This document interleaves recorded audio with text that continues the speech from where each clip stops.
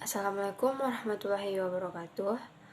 Okay, we are from group 1. We will discuss our material about lesson plan.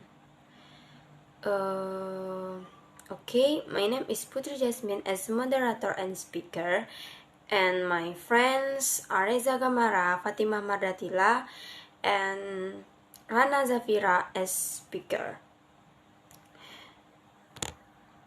Okay, the first material will convey by Areza Gamara. Assalamualaikum warahmatullahi wabarakatuh. My name is Areza Gamara. I want to explain about introduction. Lesson plan is a learning scenario that directs the teacher in the teaching and learning process in the classroom. According to Permendikbud number 22 of 2016. Lesson plans are face-to-face learning activity plan for one or more meetings. Lesson plan was developed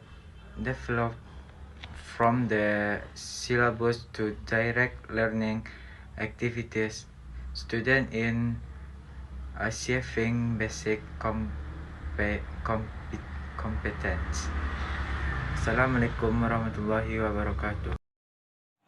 Okay, I will explain the next material about lesson plan function.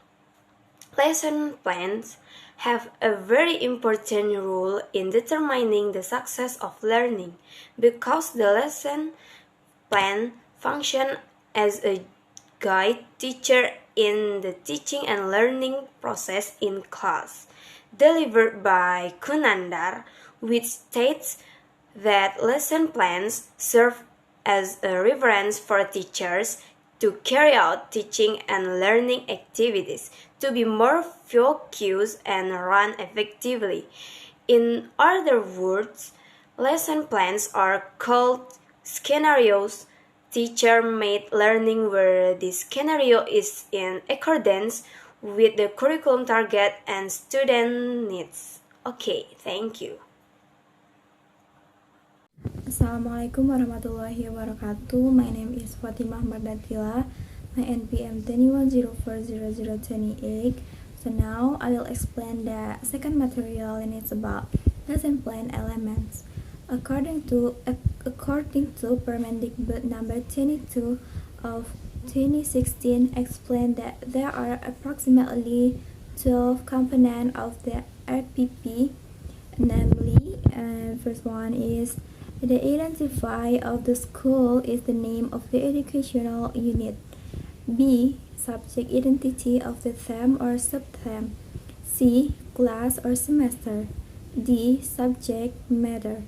E. Allocation of time determined in accordance with the requirements for achieving KD and study load taking into account the number of available lesson hours in the syllabus and KD that must be achieved. F. Learning objectives are formulated based on KD by using observable and measurable operational verbs which included attitude, knowledge, and skills.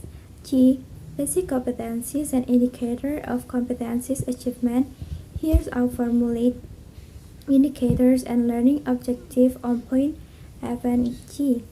H. Learning materials contain relevant facts, concepts, principles, and procedures and written in the form of item in accordance with the formulation of achievement indicators competence.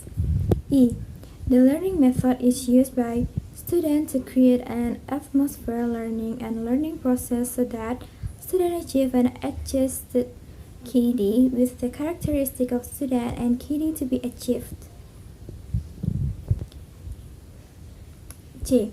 Learning media in form of tools for the learning process to convey subject matter. K. Learning resources can be in the form books, print and electronic media, the natural surrounding or other researches. All learning steps are carried out through preliminary, core, and closing. M. Assessment of learning outcomes. So that's all. Thank you. And the last, conclusion. Of the 13 components, the exciting lesson plan in the 2016 Paramedic was simplified into three main components only. That is, learning objective, steps or learning active, and assessment learning or assessment, while other components are only as a complement. So it can be interpreted that the teacher can make adjustment to the lesson plan component with the component new. But if there are still other components needed, then the teacher is still allowed to include it. It can be concluded that the lesson plan is a good teaching paper by the teacher to create the learning process.